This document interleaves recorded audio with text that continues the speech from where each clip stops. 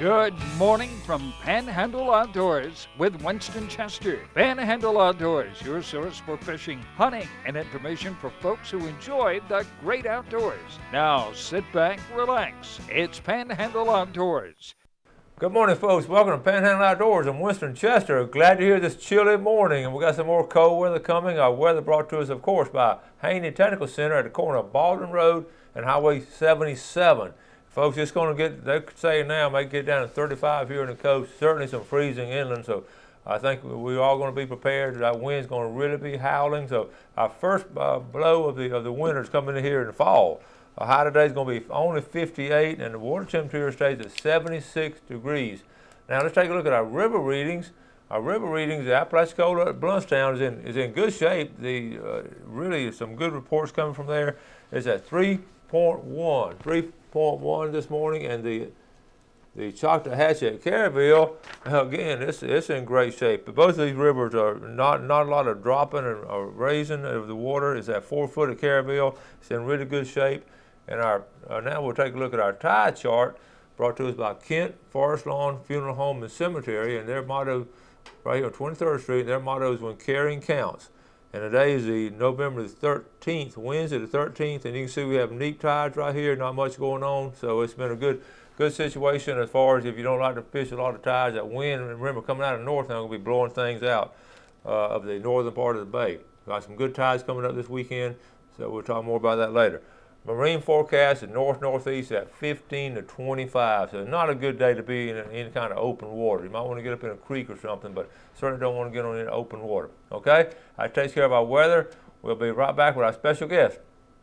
All right, welcome back, and good morning, Ronnie Groom. Good morning, buddy. How you doing? Always great to have Ronnie on. We always talk about a lot of outdoor activities, and Ronnie, let's talk about the squirrel reports and all. Squirrel season, tell me what you folks have been telling you down there. I've gotten mixed reports, but that's true every year. You know, Yeah. Some of them did real well, some didn't, but I guarantee you they all had a good time.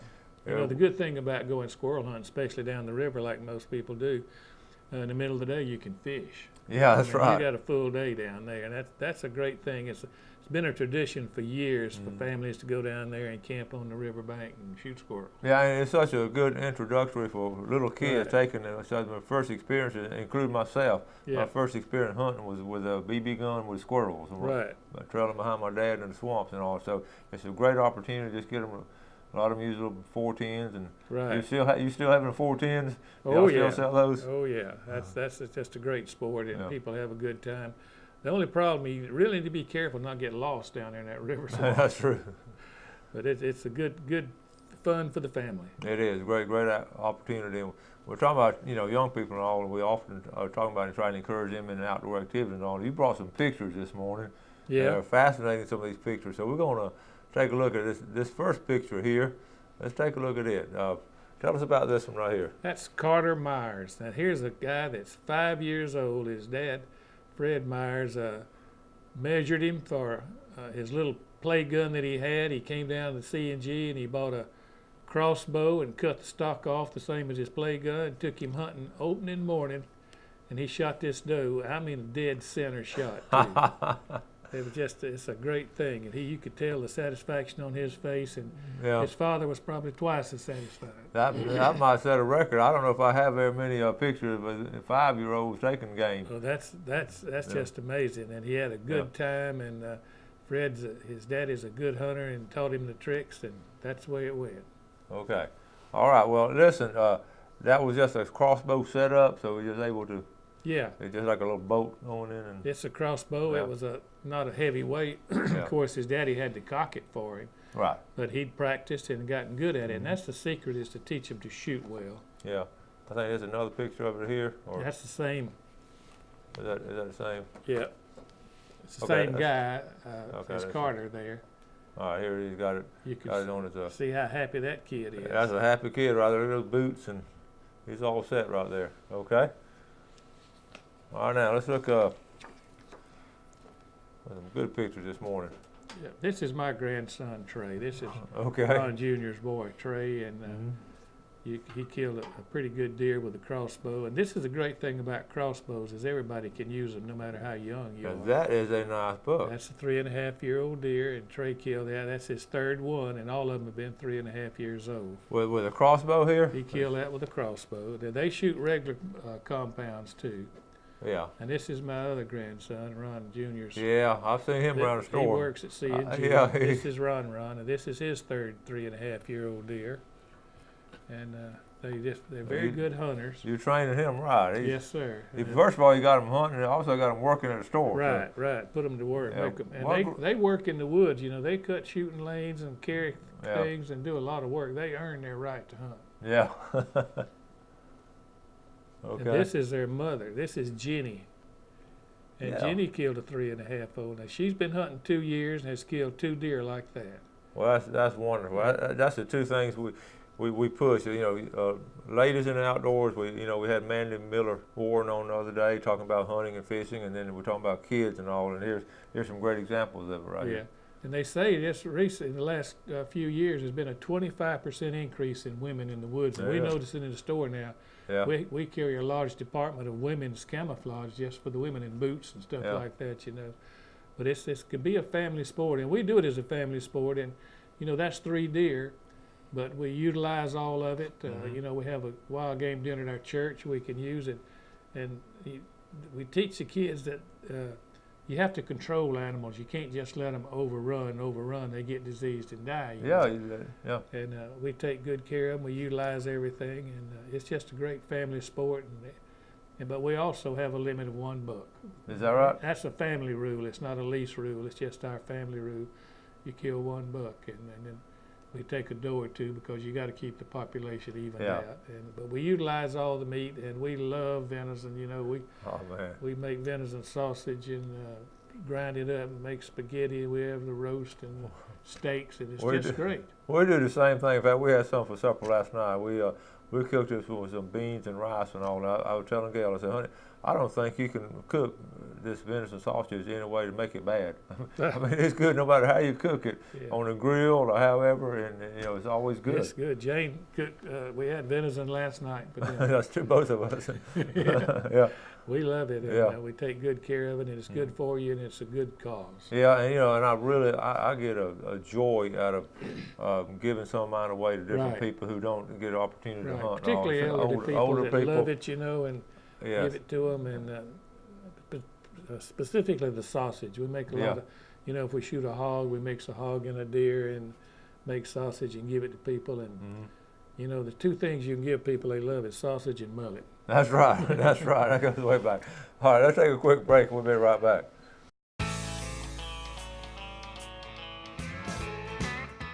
Okay, well, welcome back. Sitting here with Ronnie Groom talking about all kind of outdoor stuff. I want to share this with Ronnie. I haven't showed it to him yet, but this is a Facebook posting from an old friend of mine, Chick Mathis. Chick grew up here and all. We're going to read this, what he posted, Ronnie. He said, hey, my dad took me to open my first checking account at Bay National Bank. Mrs. Eunice Fell, Ed Fell's mom, helped me. Then he took me to C&G to write my first check. I bought a brand new Wilson's baseball glove. I mowed a lot of grass and worked at Dad's Gulf Oil Station across from Naval Station. I was 13 years old. I sure miss my dad. Happy Veterans Day to my dad. Okay, that was Chick Mathis, and it's funny now that he wrote his first check to C&G Sporting Goods, and it was 1962. Ooh. That check was. So that I just thought I was posted last night on Facebook, and I said I bet Ronnie will enjoy reading that. Yeah, I appreciate that. That shows you how far back we go. And he was a little 13-year-old kid running around town. He wanted to get a baseball glove, so he ran down there and wrote his first check. So, good. We really appreciate it. That's Chick Mathis. Good morning, Chick. He's over in Fort Walton Beach. He lived there quite a while now, and known him real well. Our kids grew up together, so it was great to hear from you, Chick. Now let's go back. I'm going to go back to a picture here. I'm going to read this email to you first. We're talking about young people doing things. I get a thrill out of this. Said, hey, Coach, this is Austin Gibbons. Austin's in my 3rd period class. Nice young man. I went hunting with Matt Rhodes yesterday up in Youngstown, and I shot my first hog, an animal ever, and I did it with a bow. I shot it right behind the shoulder in the lung about 70 feet away, and it took us an hour to track it through some of the thickest woods I've ever been through. and some points we had to crawl to get through, and it was pitch black, so that added to the challenge. We found it, and I dragged a 160-pound beast out and getting sausage made out of it as we speak. It was an awesome experience, and wanted to tell you the story. So there's a picture of it right there, and that, you know, it's two things on that, Ronnie. It's a thrill for a young person like that to shoot something with a bow, and it's almost, I almost consider it an honor. They want to tell me right away about that. So he emailed me while they're making the sausage. So that speaks a lot for him and for you, buddy. That's a good thing. That's great some pork story. chops there. I know it, and his first time he'd ever actually bow hunted, really. Yeah. And he's a senior this year, and a nice young man, and I'm real proud of you, Austin, and we're going to do. Hogs are very good game to hunt. They can smell as good as a deer, but they're very intelligent. Yes, they are. They are smart, but I had rather eat a hog than a deer. You know, a good young hog is great eating. Yeah. Well, you know, it's funny that we start with these young people in my class here, and we do every Monday morning now. We do a show and tell. And we talk about the weekend activities, and it started the first couple of weeks. You know, they sort of a little reserved and all about. And I tell them ahead of time. I said, I want y'all to talk about anything you do in the outdoors. It might just be simple walking on the beach, or a little camping trip, or just getting out. Yeah. Just share that. That's all you got to do. Those first couple of weeks, they're a little reserved. By this time of the year now, they can't wait to get back. And they're doing stuff intentionally. In fact, I had a group of girls a couple of weeks ago that went camping at St. Andrew State Park, just so they can come back and talk about it in class. And they had a ball. You know, they tried to make their own pancakes and all. So, you know, and we talk about getting young people in outdoors. What a thrill it is. It's just a great thing to get outside. You learn so much. It's not just about the outdoors, but about life itself. Get out there. And the young people today need to get out. You know, they need all you see them doing is making little game things. Yeah. They need to get out. And you know, when I take the youngsters, my grandkids and kids out, we concentrate on the outdoors. We don't play games and all that. We have a conversation. We try to have some good food and good time. And that's what it's all about. There's no substitute for that.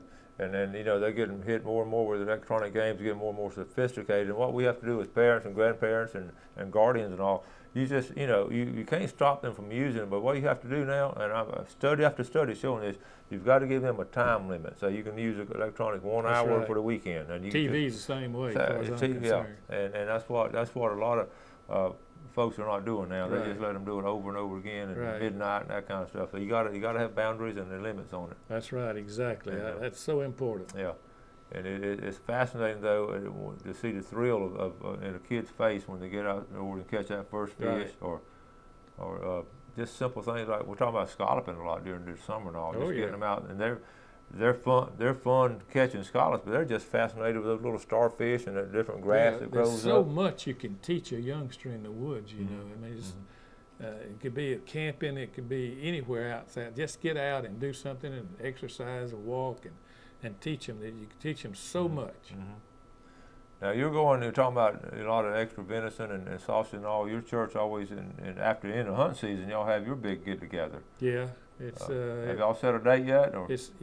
Yeah, but I don't remember sometime when. in It's March. 1st of March sometime, and we're looking forward to you coming. Well, I love coming to that one. It's exciting, and it's really, I always put it on my calendar just as soon as I find out. Make sure I don't plan anything around it. So, all right, we're gonna come back and talk about some deer hunting and different kind of fishing going on now, and mud and all that. So let's take our final break, and we'll be right back.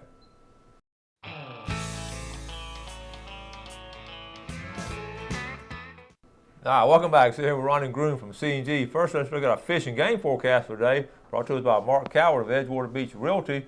Those times today, we're looking at two different times, looking at 8:20 to 10:20 this morning. Excellent time, and late tonight, 8:44 to 10:44, but that's going to be windy tonight, so try to take advantage of this morning. And we're talking about one of the things really, this is a big week, Ronnie. We're talking about cast netting for mullet. Right. And I know your guys, you have some of the old timers you've talked to over and over for years. They've had a good year for mullet this year, and you know, the full moon's coming up probably next week or so, and they're going to make a run. But this week is a good week, you know, to beach fish. Yeah, it'd be a good time to get that run. Yes. Just be excellent in cast netting this next couple of days, really, and probably on into the weekend. Right. One of my boys brought me some canned mullet the other day. Boy, it's good. Okay. I'm telling you, that's fine. That's good. And also, we're talking about the floundering, so you hear guys catching a lot of flounder. Yeah, they're catching flounders, and it's time to do it. You know, it's really an active time of the year. I really love this time of year. So much going on. That's true. Yeah. One thing we didn't get to earlier, and let's talk about it real quick. We just always say, take kids this and take kids that, but there are certain parameters and certain rules and certain things that we need to do as adults when we take those kids. I know you exposed a lot of that. Yeah, I went through three youngsters of my own, and I'm now taking grandkids and some other kids along. And it needs to, if you take a youngster and starting them out, it needs to be a pleasant trip, a good time trip. And you got to remember, the trip is for them. If you're going to take them to teach them, you can't say, you know, you be quiet, you be still, you don't move, you do this and that. You got to have a good time. They're not as patient as you are. They're not as quiet as you are. So you just got to put up with that. And if they spook a deer or mess up your fishing, that's okay. Don't get on them about it. Make it be a good time. You know, don't take them in real foul weather when the bugs are bad. Make it in good weather when they can have a good time. And you teach them when you get out there. You know, you have conversation with them. And for instance, you teach them about snakes. If you go in the woods a lot, you're going to see snakes. You teach them which ones are poisonous, which ones are not, and you teach them that you don't kill a snake because he's a snake. You know, he's got a place out there. That's right. There's so much you can teach them that's good for them in life, period. And you just got to take your time with them and have a good time. If they get uncomfortable and too cold, get out and ride around. Let them go to the creek and throw rocks in the creek. Take some snacks along so they have a good, pleasant experience. That's the secret of teaching them. And slowly you bring them on and you teach them more and more. You know, I've been going in the woods now for over 60 years, real regular. And I learn something every time. And you can teach them about the trees, the oaks, why we hunt. You know, there's just so much they can learn, and conversation and be with good people. And one thing that I did for years and years and still do, don't take your youngsters around a group of people that use foul language or drink it. You know, we're going to teach them good principles and good things. That's right. And just so much you can teach them about life itself out in the great outdoors. And God's great outdoors is just so good, and I just love it. Yeah. And well, those are some great points right there. I mean, excellent, because they want to enjoy it, and you want them to have a positive experience, and you want them to be a good role model yourself, and you want to talk about it. And these are things, converse with each other, you know, and because they're going to have a bunch of questions. Right. What is that? What is that? What is that? You know? And always carry some snacks and good food along. They definitely got chocolate milk, you know, that's always a hit. Hot chocolate in cold weather. Hot chocolate, yeah. And really, if it's going to be really, really cold, you don't want to take them outside. Right, that's not the time to take them. So we'll go another time. Or if it's real bad weather, don't take them. They want to have a good experience, and they will learn to love it. Or if you start out wrong, they can learn to hate it too. That's right. That's right. And I have some great stories we can talk about different people at different times, and we'll do some videos on some people who had some bad experiences early. I know a lot of them. And then later on, they learned to love it, but they sort of on their own they did it. And you don't try to make them love fishing or make them love hunting. Let them learn. If they may not be their thing. Yeah. You know, they may be a surfer or something. That's fine, but don't force them. And the biggest thing I found with my grand is their attention span. Right. They're gonna they'll come out of my dock and catch some choke for about 20 to 25 minutes, and after a while, they want to go do something else. That's fine. One of my kids, I took him one time. We were in a tree stand, and they got a little bored, and I said, "Here, take these binoculars." And he turned them the wrong way. I said, "Turn him around, it looks better." He said, "I like this way." I said, "Fine, that's good." That is true. One of the things too, when you're teaching them actually the shooting of a bow or a gun and all, those safety rules there are so Safety important. is number one. Yep. Safety is number one. And we'll get to shooting. That's real important. That just like Fred taught this youngster of his to shoot accurately. You got to don't let them shoot things till they get proficient with their weapon and safe with a weapon. And even a little archery unit at school, we talk about safety. Safety. That's number one in archery. And we're talking about how the arrow's always pointed down and all. You never, you want to put it, unless you're ready to shoot, you put the arrow on. You don't walk around with an arrow.